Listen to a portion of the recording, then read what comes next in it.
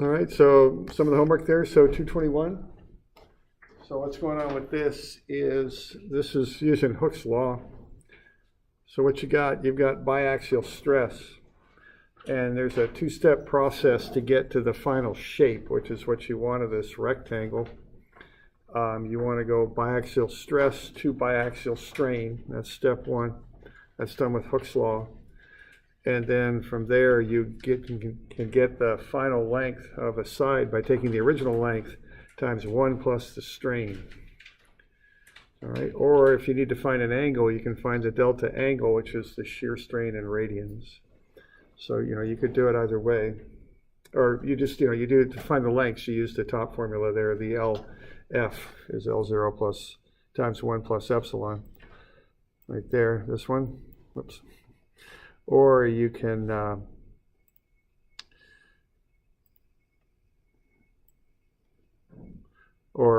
if you want to find a change in angle, you use the angular formula. So you just apply the appropriate formula to get to what you want.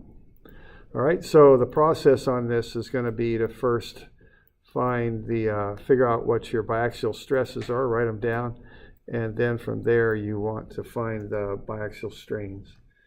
All right. So what we've got here for the stresses are 50. That's epsilon x right there is 50 megapascals, and that's positive. That's right there. And then 30 is positive for epsilon y, and then the shear would be a negative 20. So you want to pick up that negative there. It's negative because it's clockwise. So you've got stress in the x is 50. Stress in the y is 30. They're both positive. And then the shear is negative 20. Okay. So you start with that. And then it's just a matter of plugging into these formulas, So, and what you want to find first is the strain in the x direction. And to do that, you just take 1 over e times sigma x minus nu sigma y. And that's really about all there is to it. And that will find you the strain in the x direction. So I think of that as being like a proportional lengthening in the x direction. So that's epsilon x. You can then find the final lengthening by taking the original length, which is 15 centimeters, multiply it by 1 plus the proportional lengthening. So that'd be 1.0531. So you're just factoring up the 15 by the amount of lengthening is what you're doing there. And what you'd come up with would be 15.8 centimeters. Okay. So step 1 is to find epsilon x. Step 2 is to find the final length by using L0 times 1 plus the strain. Now keep in mind this formula here is not on your formula sheet or anything. It's just kind of I put 2 or 3 formulas together to get that. And it makes a little bit of intuitive sense there. If you take 1 plus the proportional lengthening times the original length, you'll get the final length. Okay. So there we go. So that'll get us the length of the x side there. It used to be 15 centimeters. Now it's 15.8 because it's stretched by 5.31%. That's basically what that amounts to. Okay. So that'll get us that. All right, now you can do the exact same thing for epsilon y. You should get a lengthening of 0.0219 and a final length of 12.26 centimeters. It's the same process, similar formula, same deal. Okay. So what's happening is both of these have positive normal stresses on them. So it lengthens in the x and the y direction. It's getting stretched out. Now what that's going to do is make it thinner in the z. That's what it's going to do, okay? If you think of taking a rubber block or something and stretching it in the x and y directions, it'll pull in a little bit in the z direction. It'll get thinner, okay? So that's what's going on there. So to find the z dimension, there's a formula for that. It's on your formula sheet over there with the Hooke's law stuff for epsilon z. And then you just plug in the values. You take the negative of nu divided by e times epsilon, or sigma x plus sigma y. You'll get a negative number there, which you'd expect because it's going to get thinner. So it's negative 0.025. That means 2.5% thinning is what it means. So take the original 2 centimeters and multiply it by 1 minus that 0.025, and you'll get 1.995 centimeters, okay? So that gets you the new lengths of the plate, the length, the width, and the depth, okay? Now the next thing to do there is to find the shear that's going on, because there's some shear applied. There's negative 20 applied, and that's negative there because the shear on this reference plane here is down, and that would rotate the plate clockwise. Okay. So you just want to take tau xy over g. So that's negative 0.0625. Now that's an angle in radians. Okay, so that lower left-hand angle is going to get larger. That's what shear does. So if you look at the plate here, these two shears here, they're going to pull that corner out.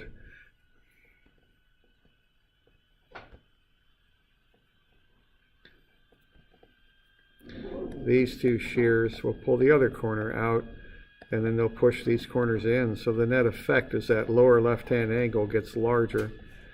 And it's an angle in radians for the change, so it's 0.0625. Now a negative shear strain means the angle gets larger, so I take a 90-degree angle, which is pi over 2, and then I multiply and add the 0.0625 to it. It's 1.6333 radians, and then convert that into degrees. It's 93.6 degrees. All right, so those are the final dimensions. Okay. So what you can then do is take those and apply them to that sketch, which is 221B. I gave you a sketch of a rectangle, and it's going to deform a little bit. It's going to get longer in the x and y directions. I didn't have you do z because that gets to be kind of messy to put everything on there. And then also that lower left-hand angle of the rectangle should get bigger. All right. So we can just go ahead and apply all that stuff to the sketch, because you've got the final lengths, so you can go ahead and apply them. So there's the original rectangle. It's going to get longer, okay? So I put the new dimensions on the two sides. Now another thing that's going to happen here is we're going to have some shear strain. Now the shear strain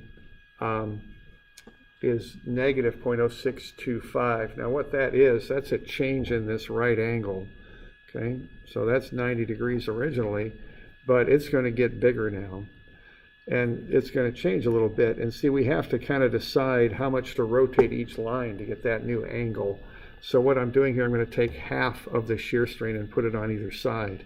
And we've since learned that that's alpha there, and beta, I guess we could call it. You know, that's really what we call them. I'm assuming that half of the shear strain goes to either side to rotate each line. So line BC rotates by half the shear strain, and line BA rotates by half the shear strain. So when you add them up, you get the total shear strain. So that's the idea.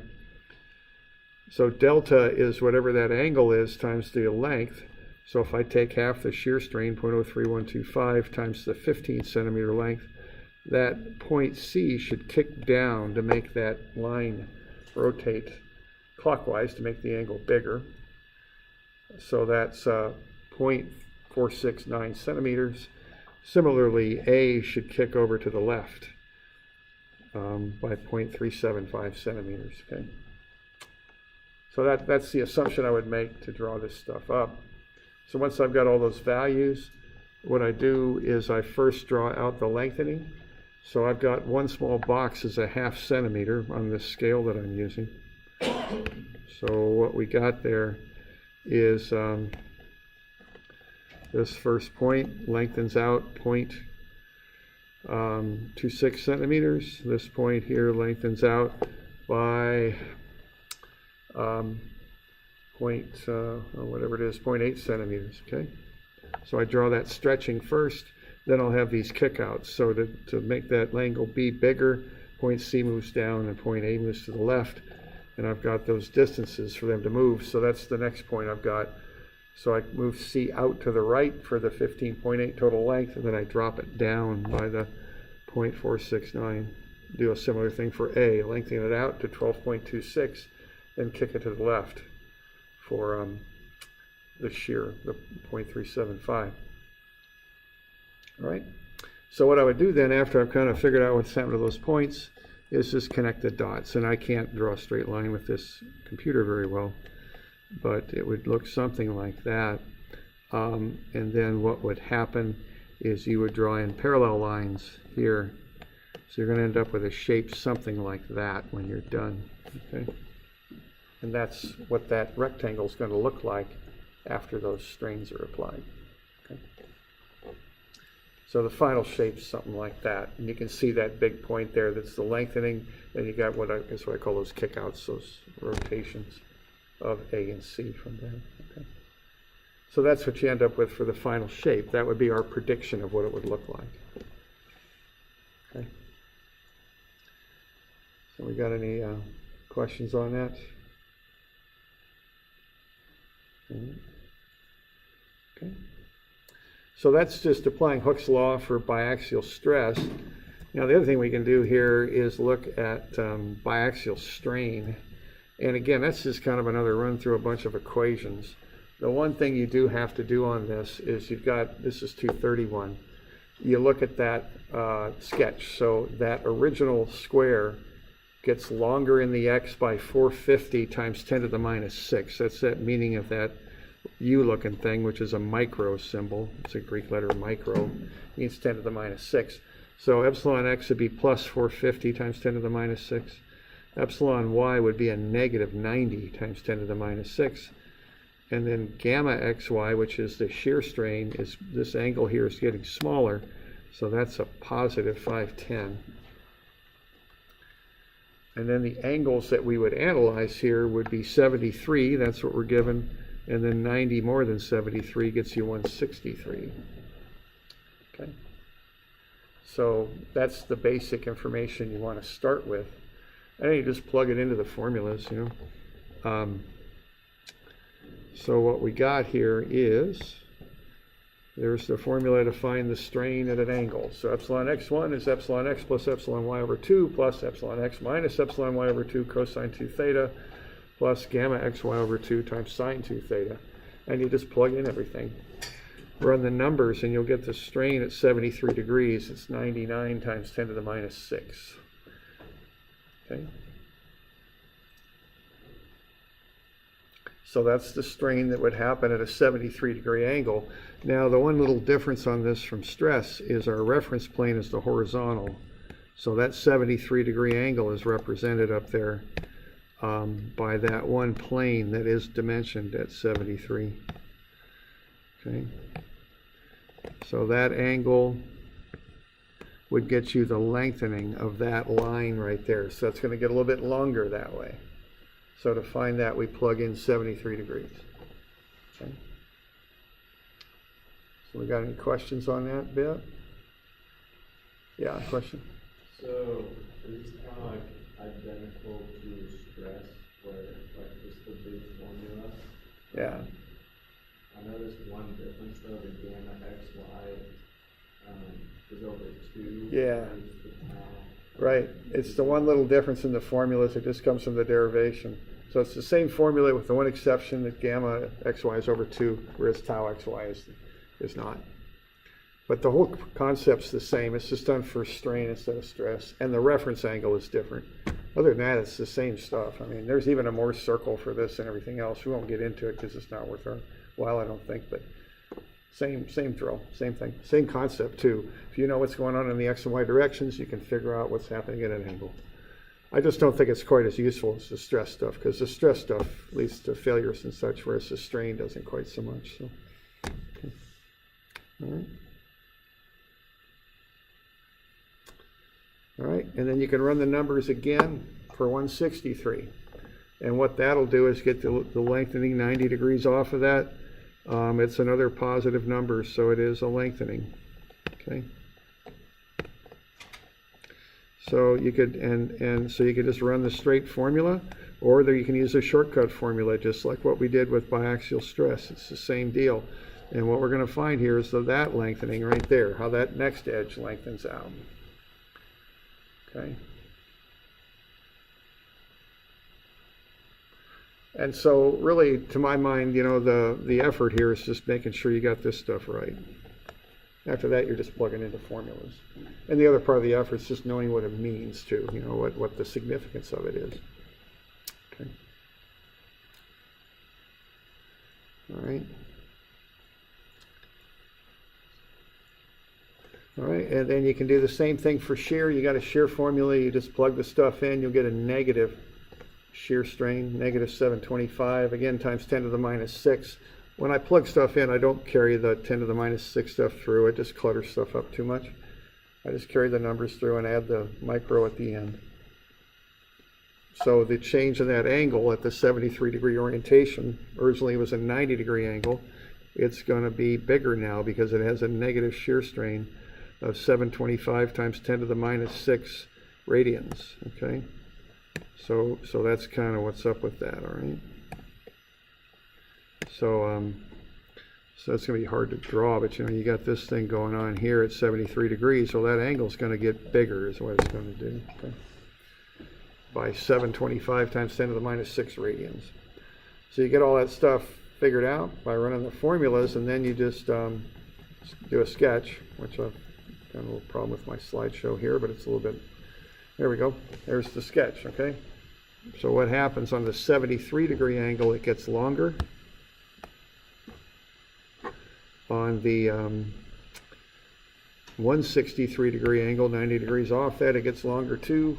And the lower left-hand angle gets bigger because a negative shear strain makes the angle bigger. So I've got a very exaggerated view of what would happen to that square after these strains were applied. Okay. Now, there is another little thing about this. The reference point is the lower left-hand corner. In addition to that, you've got a reference line also. Okay, so we're looking at we're holding that big point and that dark line constant and showing everything off of that. Not entirely a realistic sketch, but it does allow you to dimension things in a sort of a meaningful way, especially that angle right there, and you can put it on one line as opposed to having to split it between two. Okay. All right. Okay, now, one last thing. Is that good? You got any questions on that bit?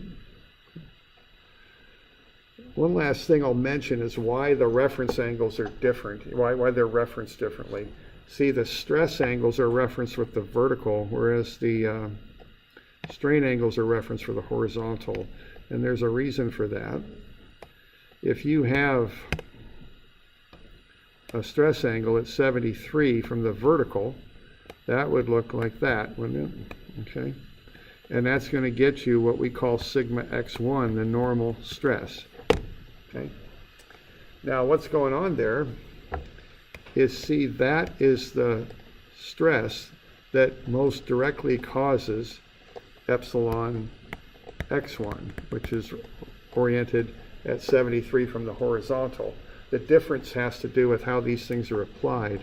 A normal stress is normal to the plane, so you get another little factor of 90 in there, okay? That gets us the stress that most directly causes this strain. This strain is just pulls in a given direction.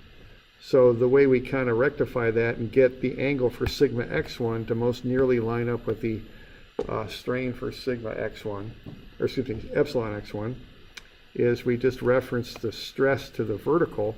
That way sigma x1 at 73 is the most direct cause of epsilon x1 at 73. It all kind of lines up then. That's the reason for doing that. So the thing to remember here is that the stress angles come from the vertical plane, the strain angles are referenced to the horizontal. But that all kind of comes out in the wash because everything lines up then. It kind of makes more sense. The angles correspond then. Okay. All right, and that comes about from the fact that the stress is a normal stress, normal to the reference plane. All right. All right, so those are due on Friday. Okay. So. Yeah, actually it's 3 because that sketch on 221 is a separate problem. So, but yeah, it's just what I just went over. That's it. Okay. All right, so call it good. All right.